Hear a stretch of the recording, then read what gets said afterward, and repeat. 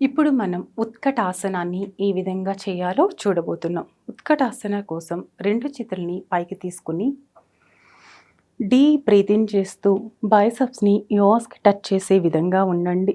ఇక్కడ నుంచి మోకాళ్ళని నిదానంగా బెండ్ చేస్తూ చైర్ పొజిషన్‌లోకి రావాలి.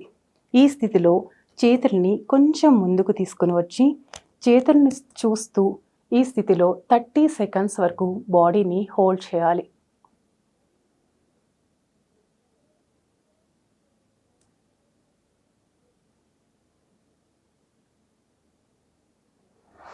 నెమ్మదిగా శ్వాసను తీసుకుంటూ యథాస్థితికి వెళ్ళి శ్వాసను వదులుతూ 2 చేతులని కూడా రిలాక్స్ చేయాలి.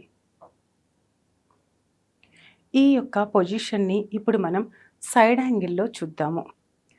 2 చేతుల్ని శ్వాసను తీసుకుంటూ పైకి తీసుకుని వెళుతూ చేతుల్ని కొంచెం ముందుకి తీసుకుని వస్తూ మోకాళ్ళని 2 కూడా వీలైనంత వరకు బెండ్ చేస్తూ చైర్ పొజిషన్లో ఉండాలి.